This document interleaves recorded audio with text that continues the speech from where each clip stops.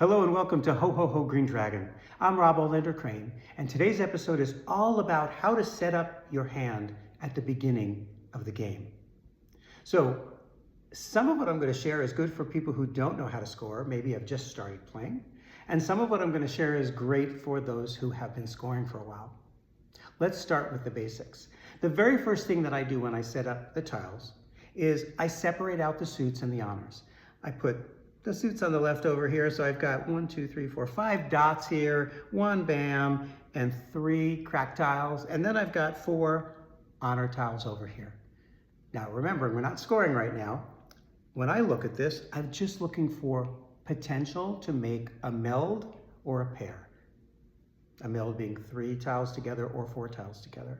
So, what do I got? I have a 2 dot over here. That has no friends. It's far enough away from the 5 dot, it's not gonna really create any kind of potential. So I like to put that all the way over here on the right. I call this the no friends pile. It has no friends. But I do have a 5 and a 7 dot, that could be a chow. I do have a pair already of 9 dots, that could be a pair, it could be a pung, it could be a kong, and actually the 7 and the 9 could also be a chow. So depending on what tiles I get, there's potential here, lots of potential. No potential with this 2 bam, he's going over here in the no friends pile. For my crack tiles, I've got a 3 and a 4, that could be a chow. And even though this 6 is maybe not needed, because if I get the 5, that could be my chow. I'm gonna hold on to it because maybe I'll get the 7 and the 5 and the 2 and I can have 2 chows. Boom, that all has potential.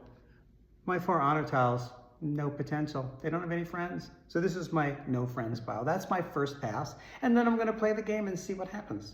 I'm gonna build chows and pungs and kongs and pairs and see where it goes. But if you're scoring, there's other ways to look at this.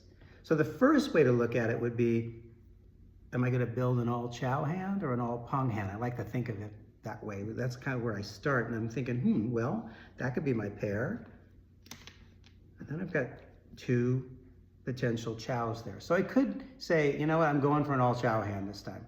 And an all chow hand doubles your score, right? But I could also say, what suit do I have the most tiles of? Well, I have the most dots. So maybe I'm gonna go for an all dot hand. All one suit is 3 fawn. Wow.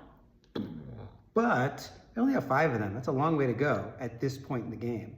I might get it, you never know. But I could go for an all one suit and honor hand. That's worth 1 fawn, that doubles your score.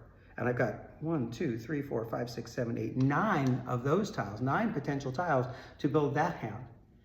But there's actually another one we could be going for here, and that is